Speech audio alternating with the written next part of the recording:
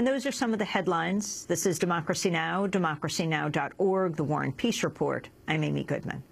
The U.S.-led NATO occupation of Afghanistan is facing a storm of violence and outrage over the burning of copies of the Koran by U.S. troops. Attacks and protests have swept Afghanistan following the disclosure U.S. soldiers burned copies of the Koran at the Bagram Air Base last week. On Monday, a suicide car bomber killed 9 people in an attack on a military airport in eastern Afghanistan. 19 Afghan civilians and law enforcement officers, as well as 4 NATO soldiers, were wounded. On Sunday, 6 U.S. soldiers were injured in northern Afghanistan when a demonstrator threw a grenade at a U.S. base. And in the latest growing wave of attacks on NATO troops by Afghan soldiers, 2 senior U.S. Army officers were shot dead on Friday inside a high-security command center at the Afghan Interior Ministry in Kabul. According to the Pentagon, around 70 NATO service members have been killed by Afghan troops from May 2007 through last month. Amid the unrest, the United States, Britain, Germany and France have all pulled out their advisors inside Afghan ministries, a major setback to the Obama administration's stated goal of transitioning to a support role for the Afghan government. On Monday, the Pentagon vowed to stay the course in Afghanistan. This is Pentagon spokesperson George Little. Secretary Panetta and Chairman Dempsey are fully committed to our strategy in Afghanistan. They believe we have achieved significant progress in reversing the Taliban's momentum and in developing the Afghan security forces. And they believe that the fundamentals of our strategy remain sound. Meanwhile, speaking to reporters from Afghanistan, U.S. military spokesperson Captain John Kirby insisted the unrest is calming down. I'd be less than honest if I didn't say that things are tense here in Kabul. They certainly are. But I will tell you that it's getting calmer here. On Saturday, we had 24 protests. Majority of them, not a majority, but a great number of them were violent. Yesterday, only 9 protests, and they were not throughout the country. There was 4 in the north, 4 in the east, and only 1 out west. Today, there was only 3 protests, and only 2 of those 3 were about the Koran issue. 1 was about land disputes, and none of the 3 were violent. So things are calming down. Over the past week, at least 40 Afghans have died in the protests. Despite the public assertions, and private U.S. officials are expressing worry about the situation in Afghanistan. An unnamed administration official told the New York Times, quote, "Is there a concern now that many will question the need to stay? Yes, especially in an election year." To discuss the latest in Afghanistan, we're going to attempt to go to Kabul, the capital of Afghanistan, to speak with John Wendle, a reporter for Time and photographer for Polaris Images. Welcome to Democracy Now! John, can you start off by talking about why these Korans were burned by U.S. troops? From what I've heard, first of all, thank you for having me on the show, but from what I've heard, the Korans were gathered and burned because they had been used to pass notes back and forth between prisoners at Bagram Air Base. And so what exactly did the U.S. soldiers do?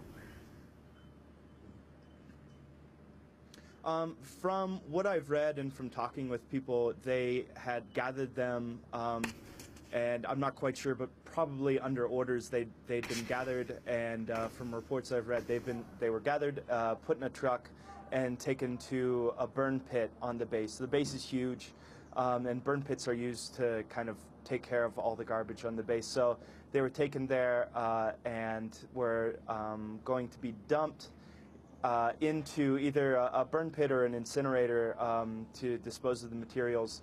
And then the Afghans who were working there saw what was going into the burn pit or the incinerator and grabbed some of the books out. From the reports I read, they were able to rescue about 8 of them. And the next day, Reuters was able to interview some of the workers there who, expressed outrage. And then some of them were even burned trying to rescue the books. But that's what I've been able to gather. Now, how could this possibly have happened, the burning of the sacred book? In the past, over these last years, the outcry when something like this happens, and then explain what the U.S. reaction was up to President Obama calling President Karzai to apologize. Well, you know, the Bagram Air Base is a massive base, and you know, many Afghans have called for the specific soldiers who were responsible for taking the books to the place where they were burned to face justice. My contention is that they were probably under orders, and probably they didn't know what was in a truck if it was full of materials. But I have no way of verifying that, and the military probably won't speak to the press on such a such a divisive topic already. So, you know, to say that it was intentional or not, I don't think anybody knows at this point. I think that it was a grave error on the part of the U.S. military to make such a mistake.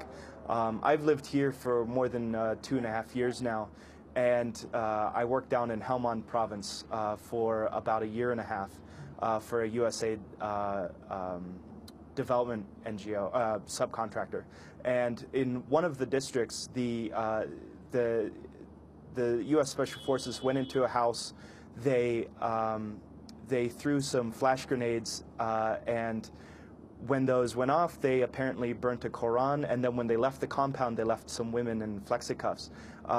That day, as our helicopter came in and dropped off my team, there were, you know, shots flying over the base, and I think about 13 people were killed when protests kind of just swept over this very small district center. So, you know, that's one Quran being burnt, and it you know, destroyed relations between the villagers and the Marine company that was down there. In fact, the district governor came in and spoke with the lieutenant colonel there, and this was 1.5 years ago, and he said, you know, on the verge of tears, he told the lieutenant colonel that, you know, a year of work down the tubes, you know. So these incidents do have a massive impact on Afghan-U.S. relations, and it's unconscionable, first of all, because it's a holy book, but secondly, because, you know, we've been here for more than 10 years now, and we should know better. Talk about the fallout, what this means, and the number of deaths. Both Afghans who have died in this ensuing week, more than, what is the number, about 40, and the U.S. soldiers and personnel who have also died. Well, you know, I think we're in the early days still, trying to figure out how this is going to shape things. Things are definitely shaken up, and as the military spokesman said, things are tense in Kabul. What I can say is that, you know, I think we're going to continue to see attacks.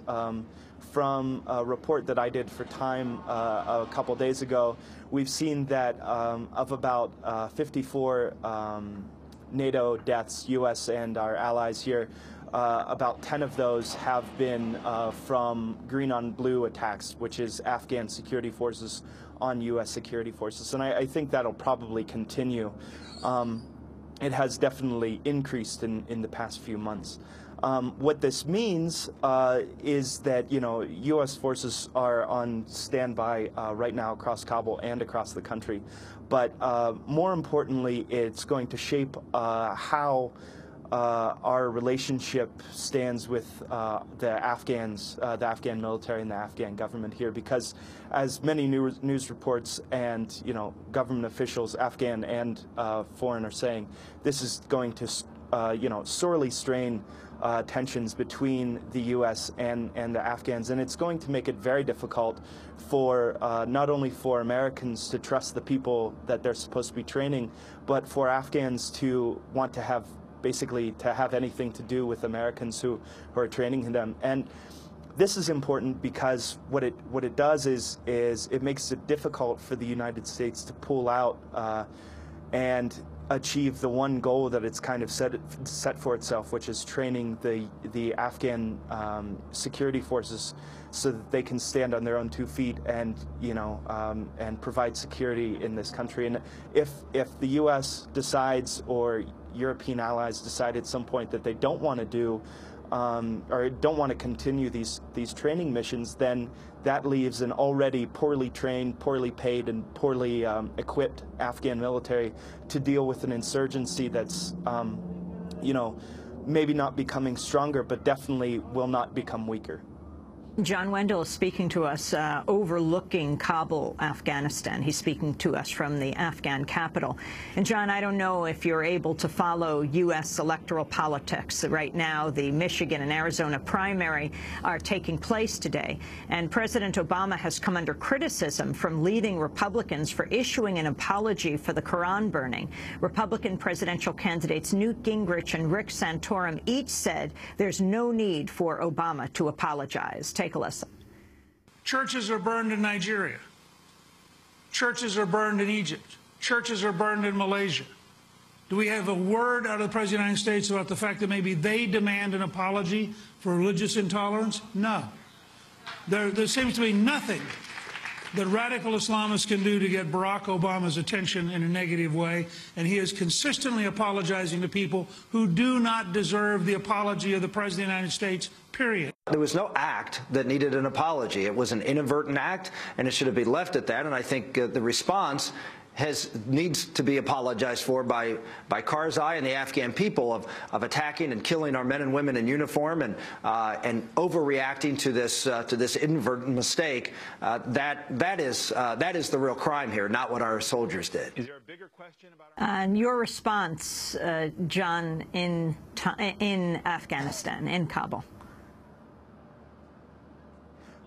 I've been reading this coming from the Republican presidential candidates, and to me it just seems to be simple rhetoric meant to garner support among voters in the U.S.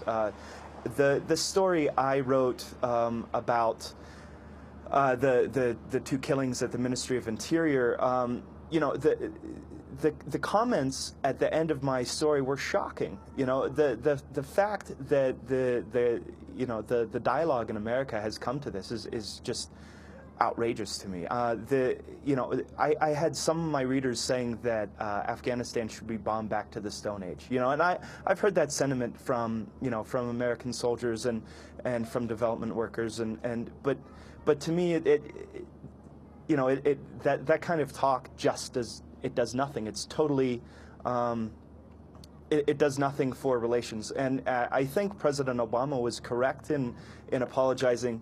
I think at this point, things are so broken here that, we're going to have to do what we can to try to calm things down to the degree that we can. And if that requires that the President of the United States apologizes for the burning of these Qurans, then that's what needs to be done.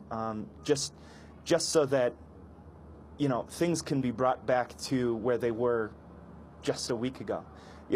Things have deteriorated very badly here, and they're very fragile, and both sides need to kind of walk towards each other with olive branches in hand and try to make peace, and then get back to where we were and try to get back to training, try to build trust. But things are extremely broken. In the story I wrote a couple days ago, there was a report that came out in May 2011 that outlines very specifically, through hundreds of interviews with both Afghan and American soldiers, that it outlines the kind of problems and the kind of lack of trust and the misunderstanding between cultures and between soldiers.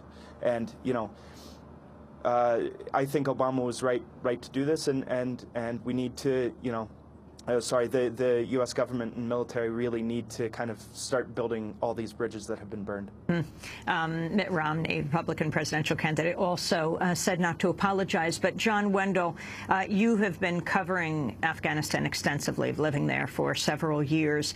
You have done a series of reports on the people who die in the Afghan winter. Talk about the conditions for people on the ground.